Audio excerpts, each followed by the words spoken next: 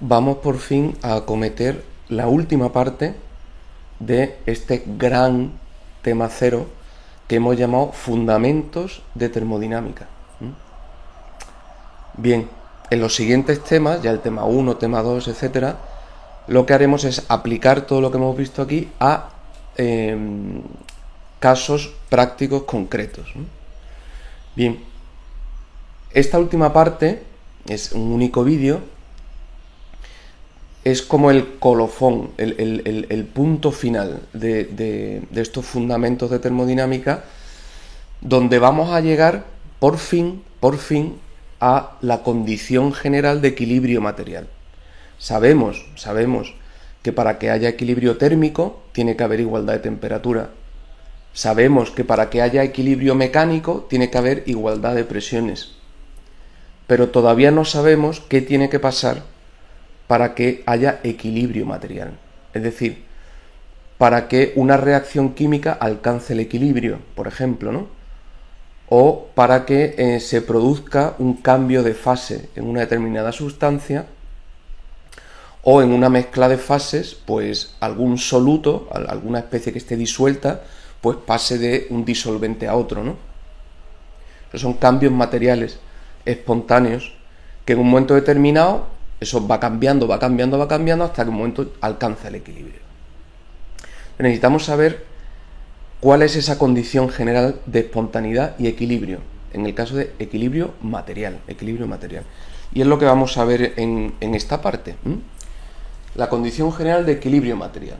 Y es absolutamente esencial que determinemos eso, porque eso es lo que gobierna el equilibrio químico y por tanto todas las reacciones químicas y el equilibrio de fases. Esto es importante. Perfecto. Bueno, en primer lugar, tenemos que ser conscientes de que hasta ahora hemos estudiado solo sistemas cerrados, donde, por tanto, la materia total permanece constante. Pero en nuestros laboratorios, ya sean químicos, biológicos, bioquímicos, farmacéuticos, médicos, etcétera, en ese tipo de laboratorios de análisis, sí que se dan intercambios de materia entre el sistema y el entorno. Es decir, yo a veces añado una especie al sistema, ¿no? Entonces necesitamos ampliar nuestras conclusiones de fundamentos, ¿no?, de termodinámica a sistemas que sean capaces de intercambiar materia y además de modo irreversible, ¿de acuerdo? Digamos, sería el caso más general que podemos aplicar. Un sistema ya abierto, por tanto puede intercambiar no solo calor y trabajo, sino también materia, un sistema abierto, y además le permite intercambiar materia de modo irreversible. Eso ya son casos reales de laboratorio, ¿no? Bueno, pues necesitamos deducir la ecuación que gobierna ese intercambio material y cuando se alcanza un determinado equilibrio. Bien, esto ya os lo he dicho, la condición de equilibrio mecánico la sabemos, tienen que igualarse las presiones, la condición de equilibrio térmico la sabemos, tienen que igualarse las temperaturas. ¿Cuál es la condición de equilibrio material? Uno podría pensar que haya igualdad de concentraciones. Pues no es verdad, porque cuando las reacciones químicas empiezan, los productos, los reactivos van desapareciendo porque van reaccionando entre sí, dando lugar a productos, y los productos van apareciendo, pero cada uno según su coeficiente estequiométrico.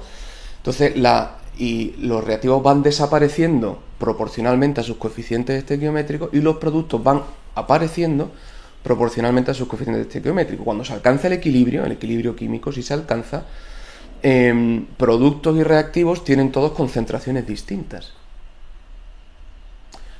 Y se ha alcanzado el equilibrio material, porque ya esas concentraciones ya no cambian, se mantienen constantes. Luego se ha alcanzado el equilibrio material sin que se igualen las concentraciones. Así que no, la condición de equilibrio material no es que se igualen las concentraciones, tenemos que encontrarla, ¿vale? Bien, además tenemos que ser conscientes de que habitualmente nosotros trabajamos no con sustancias puras, sino que nuestros sistemas de interés son mezclas de sustancias, disoluciones. Entonces, tenemos que ampliar un poquito más las conclusiones que habíamos obtenido para llegar a sistemas abiertos que pueden intercambiar materia y además sistemas en los que su condición son varias especies mezcladas, Para tratar ese tipo de sistemas tenemos que definir un concepto que es la propiedad molar parcial, importantísimo. La propiedad molar parcial, importantísimo. En particular para disoluciones, ya lo veremos cuando veamos el tema de disoluciones. Fundamental. Pero ya no solo para disoluciones, sino para cualquier sistema abierto en general capaz de intercambiar materia. Fundamental, concepto fundamental. Así que lo primero que vamos a hacer es ver qué es esto de propiedad molar parcial. Bien, propiedades molares parciales. Para definir perfectamente el estado de un sistema homogéneo, ya sabemos lo que es un sistema homogéneo, es decir, que en cualquier punto mido sus propiedades intensivas y son las mismas en cualquier punto del sistema, ¿no? Bien, para un sistema homogéneo compuesto de una sola especie, por tanto una especie pura, ya sabemos que hacen falta solo dos variables para definir el estado, dos variables. Habitualmente vimos que cogíamos la presión y la temperatura.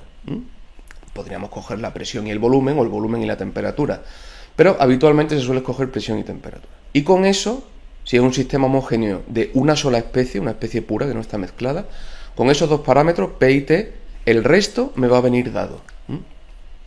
Es decir, no me lo tienen que dar porque a través de ecuaciones lo puedo deducir yo. Ya vienen dados necesariamente. Perfecto. Sin embargo, si ese sistema homogéneo tiene más de una especie, ya no basta solo dar dos variables, por ejemplo, presión y temperatura, sino que es absolutamente imprescindible dar la composición exacta del sistema. O sea, cuando mi sistema es una mezcla de especies, si yo no doy la composición exacta, el estado del sistema no queda definido. Por ejemplo, si yo digo que tengo una disolución de agua y etanol, o sea, he mezclado agua y etanol a una atmósfera de 25 grados, estoy dando la presión y la temperatura. Como no estoy dando la composición exacta, el estado del sistema no está definido. En cambio, si digo que es una disolución de 75% en agua, 25% etanol, tanto por ciento en volumen, a una atmósfera de 25 grados, ya sí queda perfectamente definido el estado del sistema. Porque no solo conozco a qué presión y temperatura está, sino que me han dado la composición exacta, un 75%, 25% en volumen. Perfecto. Bien, entonces, ¿qué sucede? Si el estado no queda definido hasta que doy la composición, las funciones de estado, las funciones que dependen del estado, tampoco quedan definidas hasta que doy la composición. O dicho de otra manera, cualquier función de estado va a depender ya no solo de presión y temperatura, sino presión, temperatura y composición. Por tanto, el número de moles de cada una de las especies. Bien, así que en un sistema homogéneo monocomponente, es decir, que es una sola especie, me basta dar la presión y la temperatura. Porque por otro lado la composición viene dada, es una especie pura, no hay nadie más, ¿no? Pero si es multicomponente, es decir, si es una mezcla de varias especies, entonces cualquier propiedad, que en general le llamo L es sencillamente una función de estado. L es una función de estado. Cualquiera, una función del sistema que depende solo del estado en que se encuentra el sistema. Pues esa función va a depender ya no solo de la presión y la temperatura, sino del número de moles de la especie 1, el número de moles de la especie 2, el número de moles de la especie 3 y así hasta el número de especies que tenga. Bien, perfecto, ¿vale? Luego ahora las funciones de estado ya no solo dependen de dos variables, sino que entran en juego el número de moles exacto que hay de cada especie. Perfecto, muy bien. Bueno, por otro lado, vamos a ir uniendo varios conceptos hasta llegar a la conclusión final. Por otro lado, tenemos que ver un aspecto matemático que es extremadamente útil, que por eso lo vemos y por eso lo utilizamos, ¿no? Y imaginaos una función cualquiera, ¿vale? Que dependa de tres variables, por ejemplo, x, y y z, ¿vale? Sería una función, digamos, tridimensional en el espacio. Entonces yo escribiría que f, esa función, depende, el valor que va a adquirir esa función depende de cuánto valga x, cuánto valga y, cuánto valga z. ¿Ok? Depende de esas tres variables. De manera que si yo doy un valor de x, un valor de y, un valor de z, la función adquiere un valor determinado en ese punto. Bien, bueno, pues cualquier función que dependa de una serie de variables, vamos a hacer el ejemplo con una función que depende de x y z, pero podrían ser otras variables, Para cualquier función, ¿no?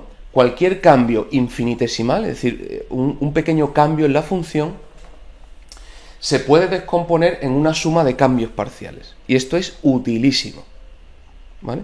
O sea, la función ha cambiado un poquitín. Bueno, pues ese cambio, en el que puede haber cambiado x, puede haber cambiado y, puede haber cambiado z, pueden haber cambiado dos de ellas, pueden haber cambiado las tres, cualquier cambio, se puede expresar siempre descomponiendo el cambio total, que es este, lo que varía la función en total, se puede descomponer en lo que varía la función con x si y y z no varían, más lo que varía la función con y si x y z no varían, más lo que varía la función con z si y x e y no varían.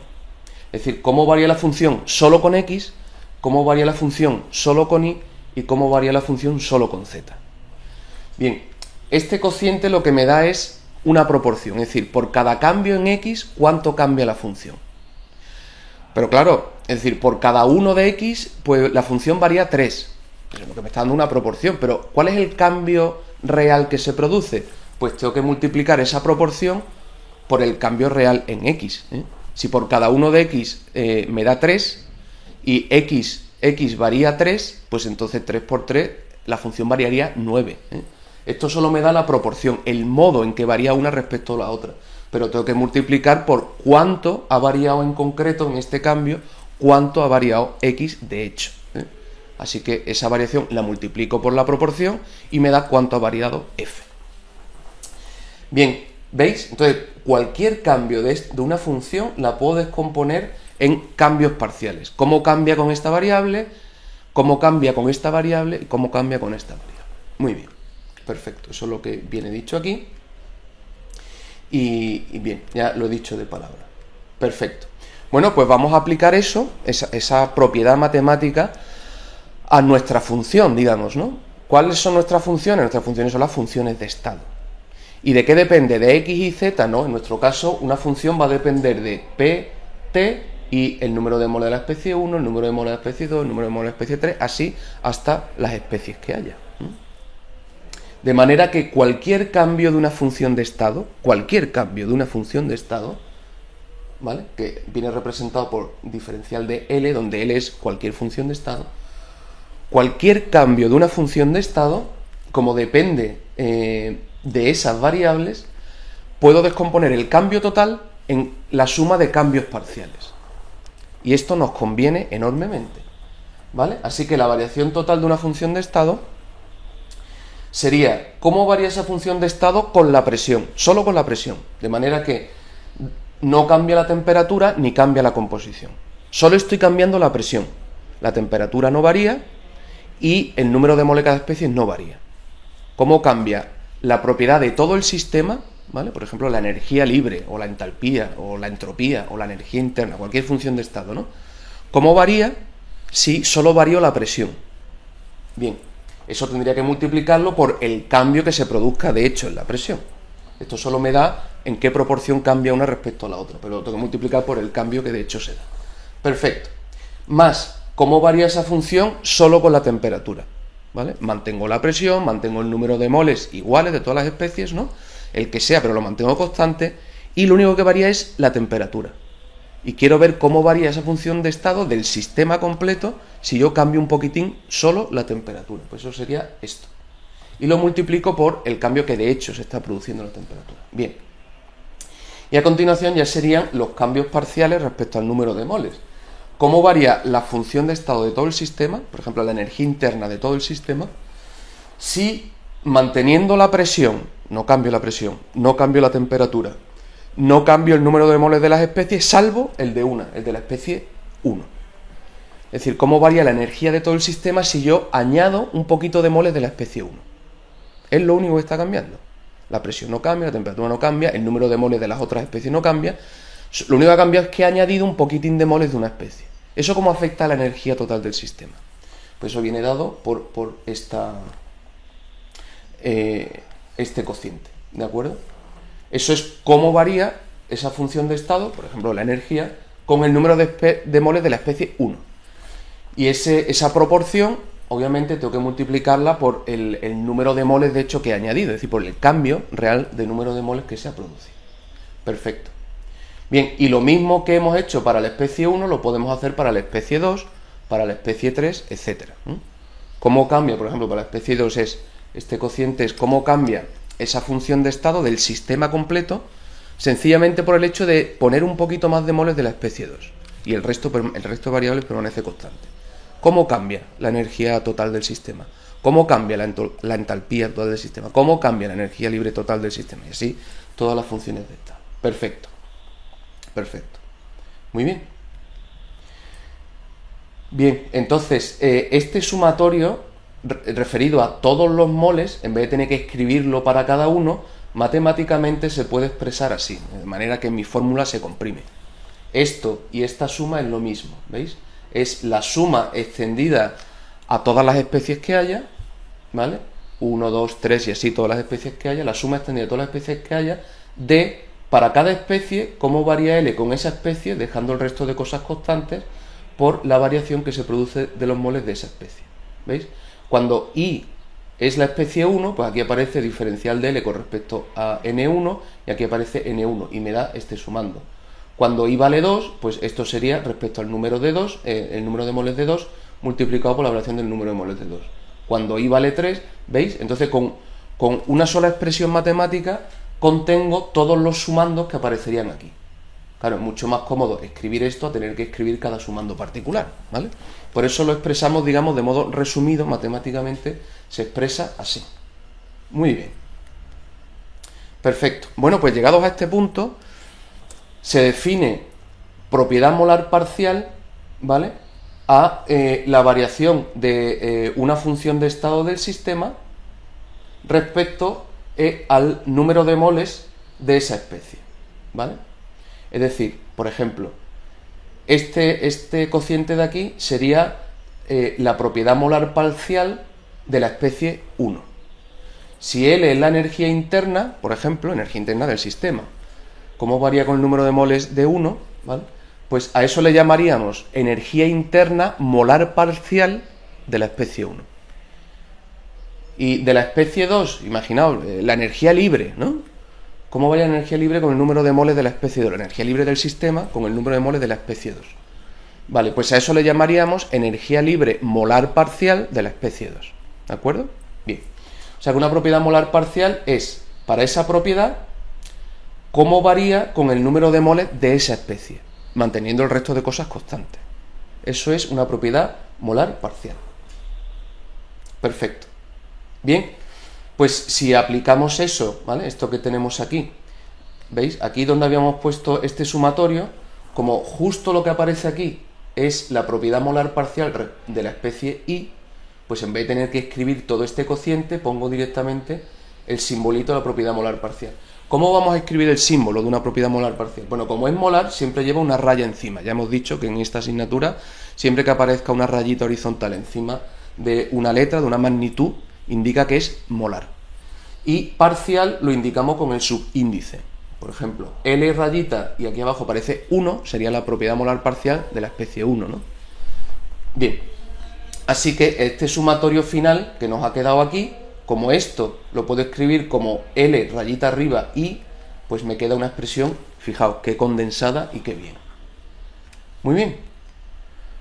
Una cuestión importante que cumplen las propiedades molares parciales, muy importante y muy útil, es que lo que vale esa propiedad total del sistema, por ejemplo, la energía interna total del sistema, o la energía libre total del sistema, o la entalpía total del sistema. Bien, lo que vale una propiedad del sistema, lo que vale en total, siempre va a corresponder a la suma de esa propiedad molar parcial de cada especie multiplicada cada una por el número de moles que tiene cada especie. Por ejemplo, esta propiedad, imaginaos que es la energía libre, ¿no? Pues la energía libre total de un sistema va a ser igual, siempre, al número de moles que haya de la especie 1 por la energía libre molar parcial de 1, más el número de moles que haya de la especie 2 por la energía libre molar parcial de la especie 2, más y así sucesivamente con todas las especies. De manera que, conociendo las propiedades molares parciales de las especies y la composición exacta, te puedo calcular cuánto vale la propiedad total del sistema. La propiedad total del sistema. Perfecto. Y eso es tremendamente útil, como ya veremos.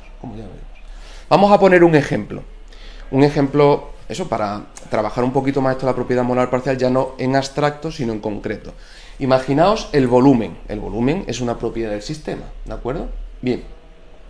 Vamos a definir en primer lugar lo que es el volumen molar. No molar parcial, sino molar a secas. Volumen molar. El volumen molar se define solo para una especie pura, ¿vale? Y sencillamente es el volumen que ocupa un mol de esa especie. Es una especie pura, pues lo que ocupa un mol. Obviamente ese volumen molar dependerá de la presión y la temperatura, claro, ¿no? En función de que tenga una presión mayor o menor, pues ocupará más o menos volumen. Lo mismo con la temperatura, ¿eh? Los cuerpos sabemos que se expanden con la temperatura. Bien. Pero a una determinada presión y temperatura, por ejemplo, presión atmosférica y temperatura ambiente, pues el volumen molar es lo que ocupa un mol de esa sustancia, en esas condiciones. Con lo cual, ¿cómo se calcula el volumen molar? Fijaos, no molar parcial, molar. ¿Cómo sé que es molar? Porque tiene una rayita arriba. ¿Y cómo sé que es molar y no molar parcial? Porque aparece ahí una estrellita, un asterisco, que siempre, en toda la asignatura, siempre que aparezca un asterisco, se está refiriendo a una especie pura, ¿vale? Es el modo que vamos a tener de indicar que nos estamos refiriendo a una especie pura. Bien. Así que, ¿cómo se puede calcular el volumen molar de una especie? Bueno, pues si tengo una cierta cantidad de esa especie, mido su volumen total que tiene y lo divido entre el número de moles que hay. Entonces, la división del volumen total entre el número de moles me da justamente el volumen que ocupa un mol. El volumen que ocupa un mol. Perfecto. Luego eso sería el volumen molar. El volumen molar. Bien, el volumen total que ocupa una sustancia, pues siempre se puede calcular a partir del volumen molar. Y dice, no, es que tengo 0,37 moles. Bueno, despejando de aquí, 0,37 por el volumen que ocupa un mol me da el volumen total que ocupa. No, es que tengo 1,75 moles. Bueno, pues el volumen que ocupa un mol por el número de moles que tengo. De esa manera, siempre puedo determinar la cantidad total de mi sistema. En este caso, el volumen total. Bien, eso es aplicable a las especies puras. ¿Qué sucede cuando tenemos mezcla de especies? Cuando tenemos mezcla de especies, uno podría decir, bueno, pues sumo los volúmenes molares de cada especie multiplicado por el número de moles de cada uno, ¿no? Entonces, lo que ocupa un mol de esta especie por el número de moles que tenga, más lo que ocupa un mol de esta especie por el número de moles que tenga, ¿no? Y al final me dará el volumen total. Pues no, no. ¿Y por qué no? Porque cuando mezclo las especies, los volúmenes no se mantienen. Es decir, cuando mezclo especies, se está produciendo una interacción entre esas especies. Si la interacción, por ejemplo, entre etanol y agua es favorable, pues se acercan una a la otra y el volumen total que ocupan es menor que la suma de los volúmenes puros. O si se repelen entre ellos, pues se apartan unos de otros y entonces al final acaban ocupando un volumen mayor que la suma de los volúmenes puros. Eso se observa experimentalmente, ¿no?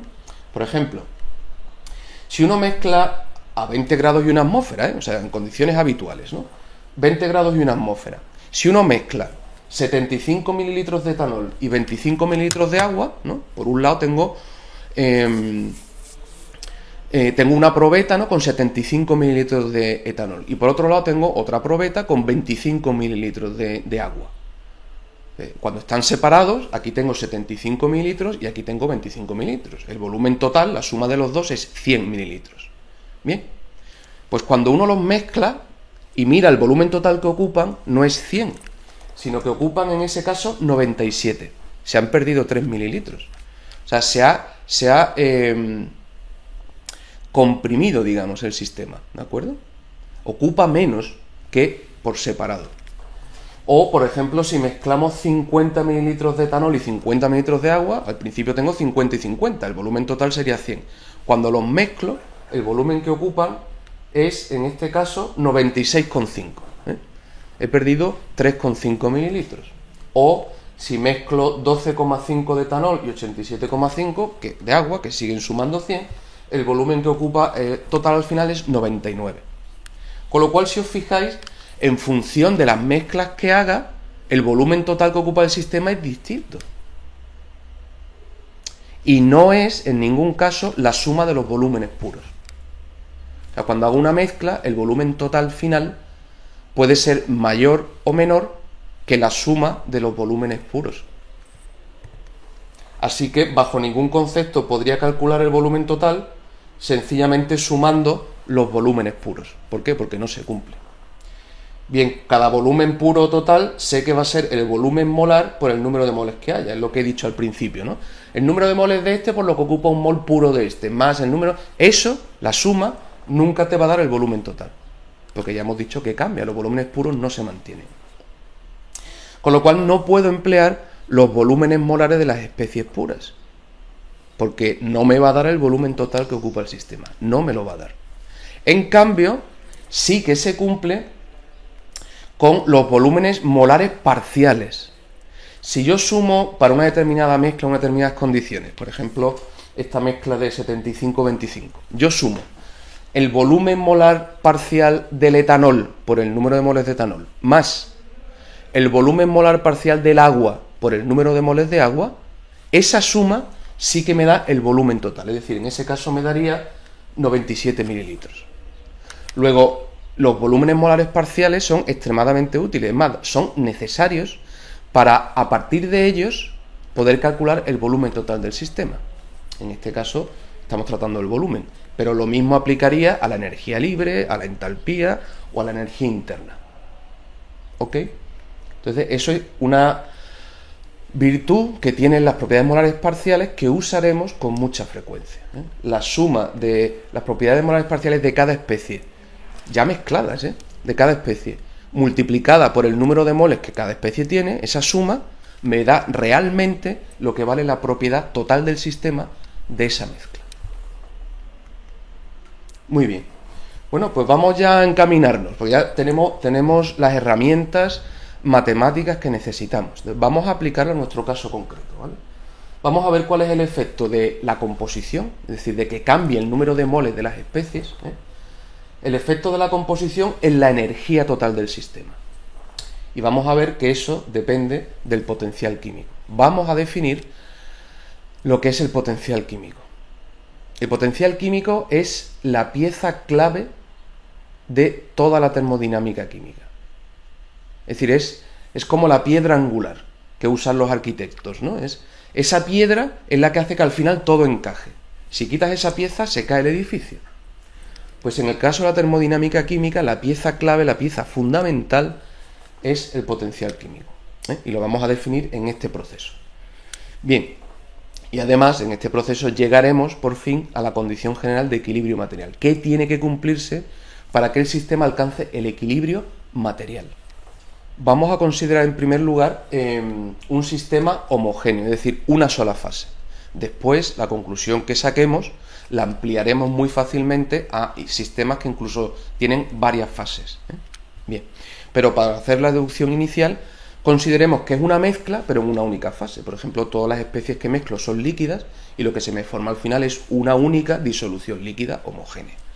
Bien, en esas condiciones, el estado del sistema, ¿vale? Porque consideramos que parte de equilibrio térmico y mecánico, es decir, la temperatura del sistema es igual que la temperatura del entorno y la presión del sistema es igual que la presión del entorno, está en equilibrio térmico y mecánico. En esas condiciones el valor de G está perfectamente definido, aunque todavía no se haya alcanzado el equilibrio material, Está perfectamente definido. ¿Por qué? Porque sé que cualquier función de estado va a quedar definida por la temperatura, que como está en equilibrio térmico tiene un valor definido, la presión, que como está en equilibrio mecánico tiene un valor definido, y el número de moles de cada especie, que como las he mezclado yo al inicio, pues sé perfectamente cuál es el número de moles de cada especie en ese momento. Así que el valor inicial de G está perfectamente definido, lo cual quiere decir que el estado inicial está perfectamente definido. Muy bien. ¿Qué ocurre ahora si se produce un cambio en la composición, un cambio espontáneo? O sea, que de repente, por ejemplo, yo le añado un poquito de una sustancia de las que está ahí. Entonces estoy variando la composición, estoy variando el número de moles de una sustancia. O que, por ejemplo, de repente empieza a producirse una reacción química, con lo cual está cambiando los moles de las especies. Y eso sucede de modo espontáneo. Con eso no se pierde el equilibrio térmico y mecánico, ¿vale? Pero nos está indicando que no había equilibrio material, porque se están produciendo cambios, ¿no? Que no había, si es una reacción química, o que yo lo he roto porque yo he añadido moles desde fuera. En cualquier caso, se ha producido un cambio irreversible. Bien. Entonces, ¿cuál sería la variación de G con ese proceso? Bueno, estamos considerando un cambio infinitesimal. Es decir, si yo soy el que está añadiendo los moles desde fuera, estoy añadiendo un poquito de nada, ¿no? De moles. O si se está produciendo una reacción química, ha avanzado nada, ¿vale? Bien. Y la paro. Con lo cual, sí, se ha producido ese cambio material, pero en una extensión muy pequeña. ¿Han cambiado los moles? Sí, pero muy poco, ¿vale? En ese cambio infinitesimal puede darse que cambie también la presión o cambie la temperatura. En cualquier caso, una vez que se ha completado ese cambio, ese pequeño cambio irreversible, ¿vale? Una vez que se ha completado, pues el estado del sistema queda de nuevo perfectamente definido. ¿Por qué? Porque si lo que ha variado la temperatura es diferencial de T, lo que ha variado la presión es diferencial de P, y de cada uno de los moles ha variado diferencial de N, un poquitito cada una, pues entonces sé los valores que tienen T, P, N1, N2, N3 en el estado final. ¿Cuál será el valor final de T? Pues T más diferencial de T. ¿Y el valor final de P? Pues P más diferencial de P. ¿Y el valor final del número de moles de 1? Pues N1 más diferencial de N1. Y así con todas las especies. Luego, el estado inicial y el estado final están definidos. Bien, si yo voy de un estado inicial a un estado final, la variación que se produce en una función de estado ¿depende del camino? No. Entre un mismo estado inicial y un mismo estado final, da igual el camino que siga, que la variación de la función de estado será siempre la misma. Depende solo del estado inicial y del estado final. Así que la variación de G, en este caso, en este ejemplo que estamos poniendo, daría lo mismo si se hace de modo irreversible que si se hace de modo reversible. La ventaja de usar el camino reversible es que puedo calcularlo. Y sé que va a dar exactamente lo mismo que da el camino irreversible. ¿Por qué? Porque conozco el estado inicial y el estado final y sé que la variación de una función de estado es independiente del camino. Muy bien, entonces nos vamos a aprovechar de ese punto. Perfecto. Ya hemos visto que una función determinada, un cambio en una determinada función que depende de una serie de variables, se puede descomponer en la suma de variaciones parciales, ¿vale? Bien. Pues vamos a aplicar eso a nuestro ejemplo particular. Se ha producido un cambio material irreversible, un cambio infinitesimal. G, la energía libre de Gibbs, ha cambiado, ¿vale? Bueno, pues ese cambio en general, cualquier cambio, de acuerdo a esta expresión matemática, se puede definir por cómo varía G con respecto a P, solo con P, ¿eh? Cómo varía G solo con P. De manera que es cómo varía la energía libre de todo el sistema si lo único que estoy cambiando es la presión, aumentando un poquito, disminuyendo un poco la presión, pero dejando T constante y el número de moles de todas las especies constante. Es decir, cómo varía G total solo con la presión. Eso es cómo varía. Y ahora lo multiplico por cuánto varía. Y eso me va a dar un primer valor que me va a permitir calcular el cambio total de energía libre. Esto me daría, digamos, el cambio con la presión. Bien, esto me daría el cambio que se produce con la temperatura. ¿Cómo? Pues cómo varía la energía libre total del sistema con la temperatura, solo con la temperatura. Cuando varía un poquitín la temperatura, pero sin cambiar ni la presión ni el número de moles de las especies. Bien, multiplicado por cuánto está variando la temperatura. Y lo mismo con cada una de las especies, aplicado el número de moles. ¿Cómo varía la energía libre total del sistema con el número de moles de la especie 1? ¿Vale? El número de moles de la especie 1. Manteniendo la presión constante, la temperatura constante y el resto de moles de las otras especies constantes. Solo está cambiando el número de moles de la especie 1. Añado o quito un poquito de los moles de esa especie. ¿Eso cómo afecta a la energía libre total de esa mezcla, de ese sistema? Pues eso sería esta expresión de aquí, y tendría que multiplicarlo por cuánto ha variado el número de moles de esa especie. Lo mismo que hemos visto para la especie 1, pues sería para la especie 2, así para todas las especies. Ya hemos visto que esto que está aquí no es otra cosa que la energía libre molar parcial. que es como la hemos definido, ¿vale? Bien, energía libre molar parcial, porque es cómo varía esa propiedad del sistema, la energía libre total, con el número de moles de una especie, manteniendo el resto de variables constante. Perfecto. Bien, además, fijaos, y esto es importante, ya os dije en su momento, dedujimos dos igualdades que os dije, creo que fue en el anterior vídeo, de hecho, os dije que íbamos a utilizar más adelante, pues ahora la vamos a usar. Vamos a ver. Fijaos esto que está aquí. ¿Qué representa? Representa la variación de G con la presión a temperatura y composición constantes. ¿Veis? La temperatura es constante y el número de moles de toda la especie es constante. Bueno, pues cómo varía G con P en estas condiciones ya sabemos cuánto vale. Fijaos ahí arriba. Lo dedujimos. Lo dedujimos. Cuando la materia se mantiene constante, que es lo mismo que un sistema cerrado, ¿no? En este caso no cambia la composición, por tanto, el sistema es un sistema cerrado y la temperatura no cambia, temperatura constante, es justo esto que está aquí. Vimos que la variación de G con P en esas circunstancias es lo mismo que el volumen total del sistema. Así que donde aparece esto, puedo poner directamente volumen total del sistema. Muy bien, muy bien. ¿Y qué es esto de aquí? ¿Cómo varía la energía libre con la temperatura a presión constante? A presión y composición constante.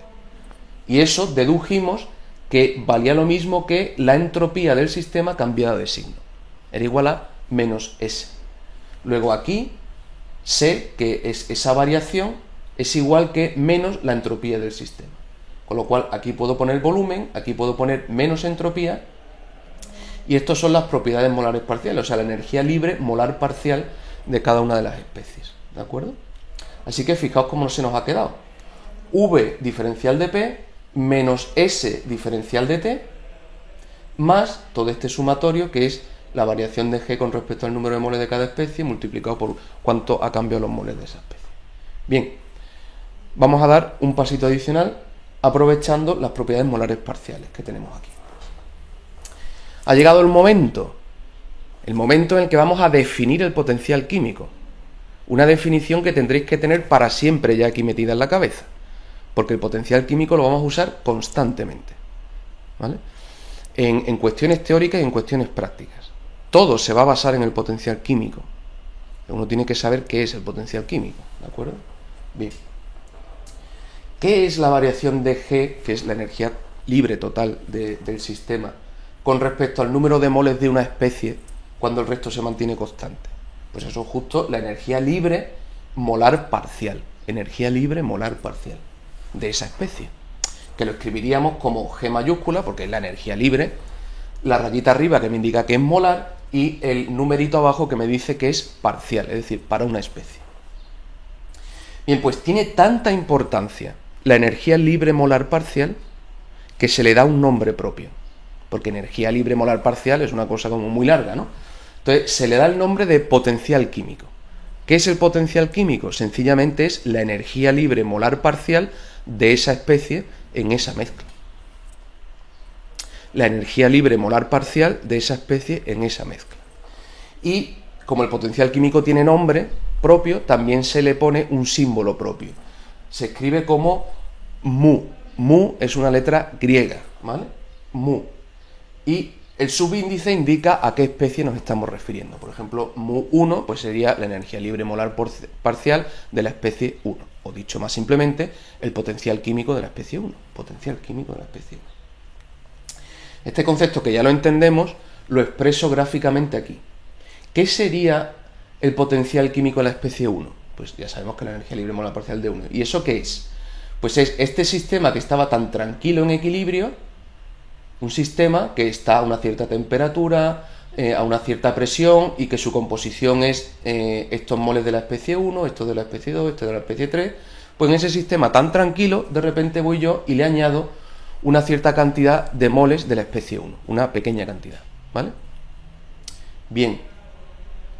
¿Qué sucede en ese momento? Pues obviamente si he metido moles de una especie, la energía libre del sistema va a cambiar. ¿Va a cambiar mucho? No, porque la cantidad que estoy poniendo es muy pequeña. Luego, la energía libre al final será G más un cierto cambio, un pequeño cambio, más un diferencial de G. El pequeño cambio que ha producido introducir ese pequeño número de moles. ¿de acuerdo? En el estado final, la composición del resto de sustancias es igual, porque N2, N3, etcétera, no ha cambiado. La presión y la temperatura es la misma, porque no ha cambiado ni la presión ni la temperatura. Y lo único que ha cambiado es la composición de la especie 1, que antes era solo N1 y ahora es N1 más lo poquitín que ha añadido. N1 más diferencial de N1. Eso ha provocado un pequeño cambio en la energía libre. Bueno, pues el potencial químico, que es la energía libre molar parcial, el potencial químico de la especie 1, en estas circunstancias, ¿qué es? Pues cómo ha variado la G total del sistema partido la variación del número de moles que se ha producido. Con esa pequeña variación de moles, ¿cuánto ha variado la energía libre total del sistema? Es justamente eso. Ese cociente, cómo varía la energía libre total con el número de moles que ha añadido de esa especie, eso es el potencial químico en la especie 1. Y lo mismo pasaría con la especie 2, con la especie 3, etcétera, etcétera, etcétera. ¿De acuerdo? Bien. De alguna manera es como afecta a la energía total la presencia de ese número de moles. La presencia de moles de esa especie. Perfecto. Puede pasar que para el mismo número de moles si es de una especie determinada, pues la energía no aumenta mucho, pero si es otra especie, pues a lo mejor la energía aumenta mucho, ¿no? Quiere decir, si aumenta mucho, quiere decir que tiene mucho potencial químico, aumenta mucho la energía con el número de moles de esa especie. Cada especie tiene su potencial químico. Algunas especies añaden más energía al sistema y otras especies añaden menos energía al sistema. Bien. Entonces, aprovechando que esta propiedad molar parcial de la energía libre le hemos llamado potencial químico, pues donde aparezca esto en nuestra ecuación, podemos poner sencillamente mu sub el número que sea, ¿no? Entonces, esta expresión se nos reduce a esto. ¿Qué ecuación más importante? Todavía no hemos llegado a la ecuación final, pero es clave. Fijaos, esto me da la variación de la energía libre con cualquier cambio material, incluido sistemas abiertos, es decir, incluido que yo pueda añadir o quitar moles de mi sistema.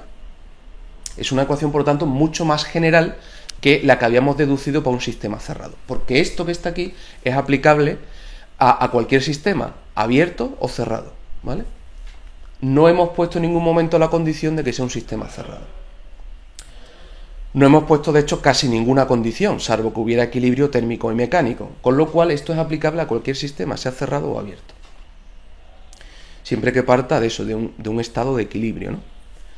Y a partir de ahí se produzca un cambio irreversible material. Fijaos, es V diferencial de P menos S diferencial de T, que era justo lo que nos había quedado para la variación de G en un sistema cerrado, pero ahora aparece este sumatorio de aquí. Esto es lo nuevo que ha aparecido, para incluir cualquier cambio material. Bien.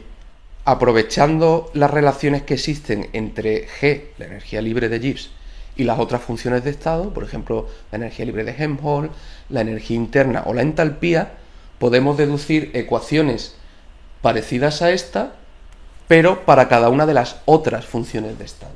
Es muy fácil. Por ejemplo, G sabemos que, por definición, así lo hemos definido, es U más P por V menos T por S. Eso es definición. Luego, despejando de ahí la energía interna, la puedo dejar en función de G. P por V pasaría restando, T por S pasa sumando y despejo U, la energía interna. Entonces, U sería G menos PV más TS. Ahora diferencio, hago la derivada, ¿no? Entonces, un diferencial de U sería igual a un diferencial de G menos el diferencial de este producto más el diferencial de este producto. Ya sabemos que un producto es la derivada del primero por el segundo más la derivada del segundo por el primero, ¿no? En este caso, pues P por diferencial de V, V diferencial de P. Y en este caso, T diferencial de S, S diferencial de T.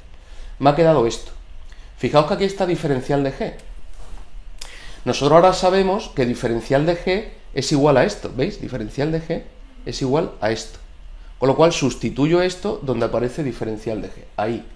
Y al sustituirlo, fijaos que V diferencial de P se me va con menos V diferencial de P y menos S diferencial de T se me va con más S diferencial de T. ¿Y qué nos queda? Esta expresión. ¿Veis? Es idéntica a la que habíamos obtenido para un sistema cerrado, solo que ahora se añade este término. ¿Ok? Perfecto.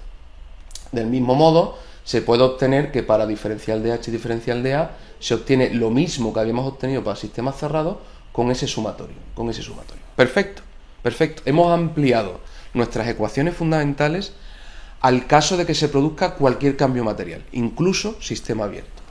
Bien. Perfecto. Bien, pues ahora vamos a hacer la última ampliación, es decir, para que ya la ecuación sea absolutamente general, por tanto de aplicación universal, siempre que parta de un sistema de equilibrio térmico y mecánico, ¿vale? Bien.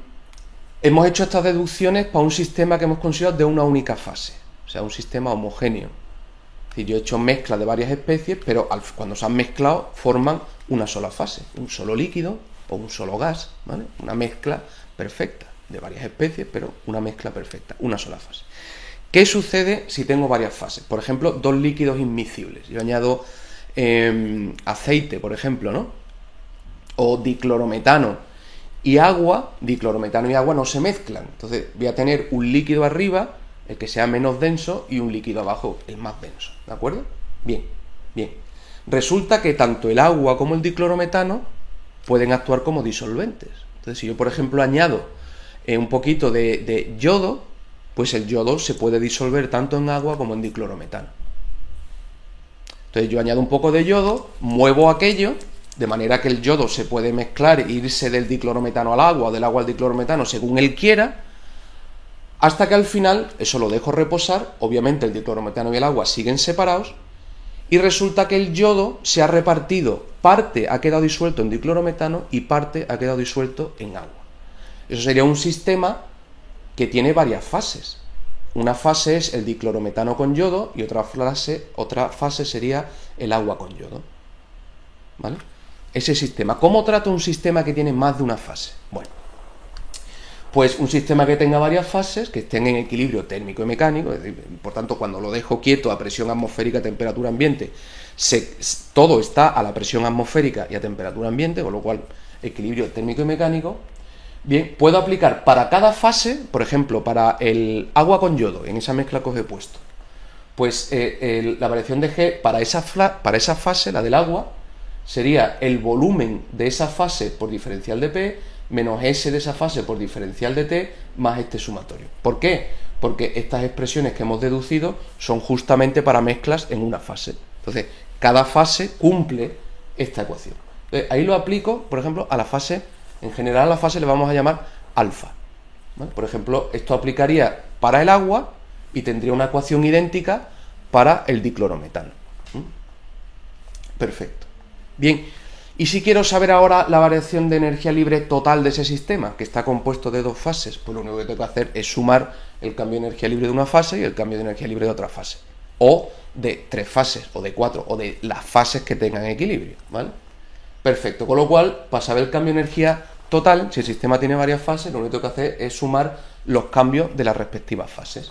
Es decir, sumar esto para todas las fases, sumar esto para todas las fases y sumar esto para todas las fases. Por eso aparece aquí ese sumatorio extendido a todas las alfa. En el ejemplo que os he puesto sería la suma de esto para el agua más esto para el diclorometano, ¿no? Si hubiera más fases, pues habría que seguir sumando este término para todas las fases. Bien, lo mismo para la entropía y lo mismo para esto. Tengo que sumarlo para todas las fases. Perfecto. Por eso aparece ahí el sumatorio extendido a todas las fases que haya. Muy bien. Claro, como estamos en equilibrio térmico y mecánico, la presión va a ser la misma en todas las fases. Todas las fases están a la misma presión. De manera que el diferencial de P es idéntico para todas las fases. Así que, como es idéntico, y esto es una suma, lo que es idéntico puedo sacar factor común. Así que el diferencial de P sale fuera de la suma. Y lo mismo pasa con la temperatura. Si estoy en equilibrio térmico, todo está a la misma temperatura, pues el diferencial de T es igual para todas las fases. Así que puedo sacar factor común y sale del sumatorio. Entonces, fijaos, me ha quedado diferencial de P, que solo hay uno, porque todas las fases están en equilibrio mecánico, y diferencial de T, que solo hay uno, porque todo está en equilibrio térmico, multiplicado por la suma de los volúmenes de las fases. Si yo sumo, en nuestro ejemplo, el volumen del agua y el volumen del diclorometano, ¿qué me queda? Pues el volumen total, porque son dos fases que están separadas, ¿eh? Luego, esta suma extendida a todas las fases es el volumen total del sistema. ¿Y la suma de las entropías? La entropía del agua y la entropía del diclorometano, pues ¿qué me da? Pues la entropía total del sistema. Con lo cual, fijaos que esto vuelve a ser el volumen total por diferencial de P, la entropía total por diferencial de T, que es lo mismo que teníamos antes, ya para el sistema completo, aunque tenga varias fases, más este sumatorio. ¿Qué es lo que cambia respecto a la ecuación que teníamos antes?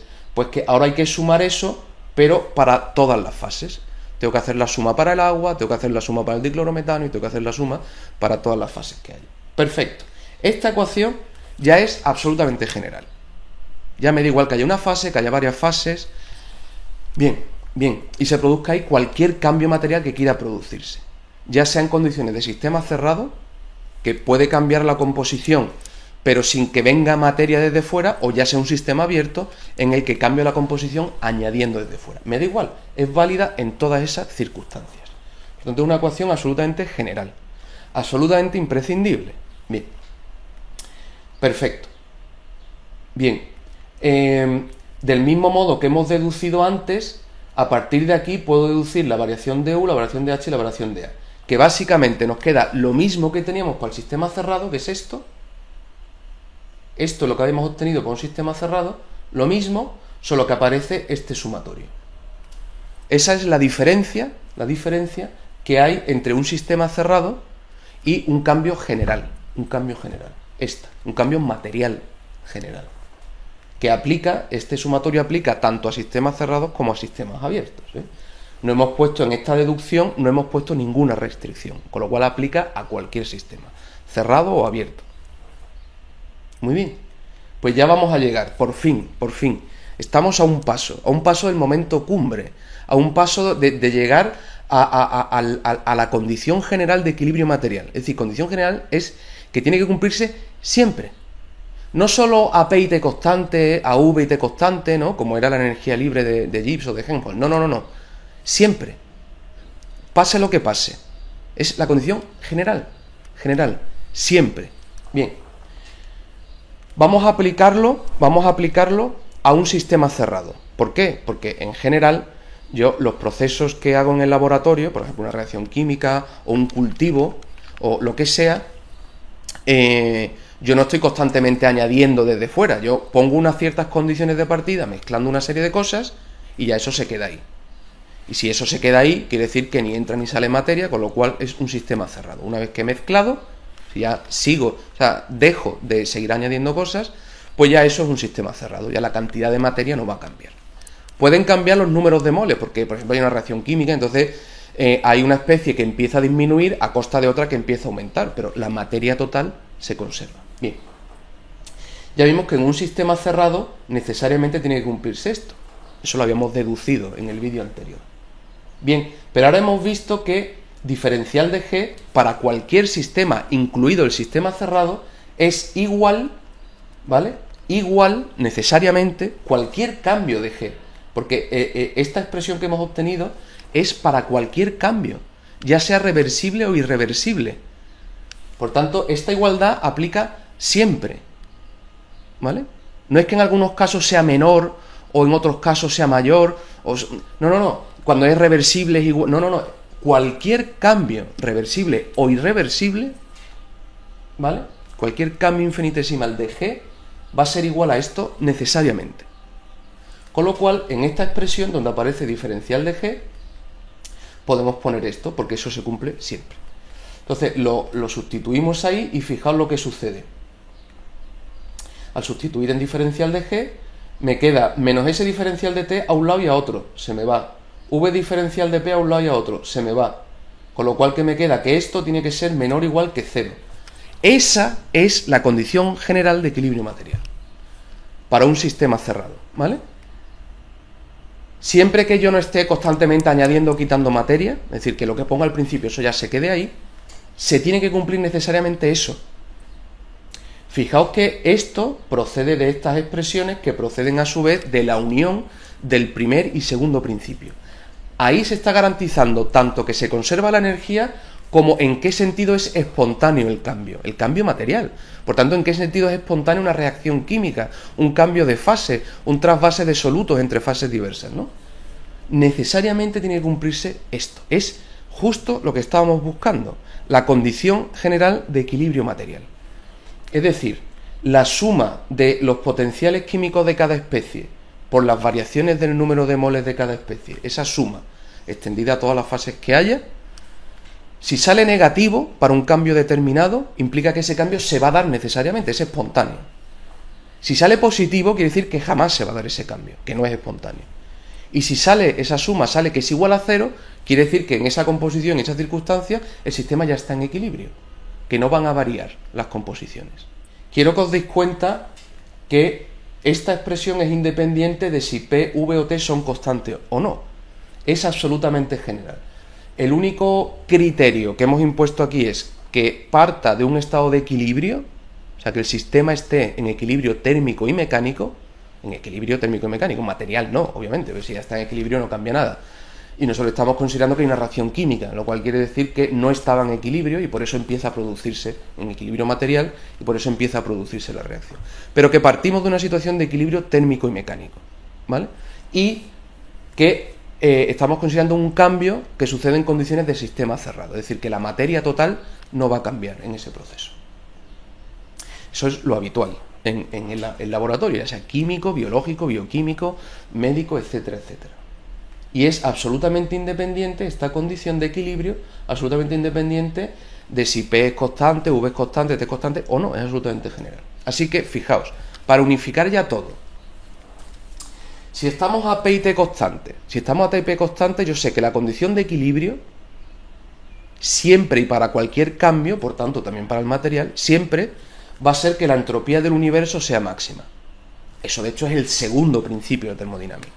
Bien, si es a P y T constante para un sistema cerrado, sé que la entropía del universo va a ser máxima cuando la G, la energía libre del sistema, sea mínima, ¿vale? Y por eso a P y T constante podemos usar G como criterio de espontaneidad de equilibrio. Y al mismo tiempo sé que una vez que se alcance el equilibrio, ese sumatorio va a ser cero. Este sumatorio va a ser cero, necesariamente. Así que cuando un sistema cerrado, donde P y T se mantiene constante, alcanza el equilibrio, sé que la entropía del universo es máxima, que la G del sistema es mínima y que esta suma es igual a cero. ¿Vale? Bien. En condiciones de V y T constante, pues en condiciones de V y T constante, una vez que se alcanza el equilibrio, yo sé que la entropía del universo es máxima, que la energía libre de Helmholtz es mínima y a la vez que este sumatorio es igual a cero.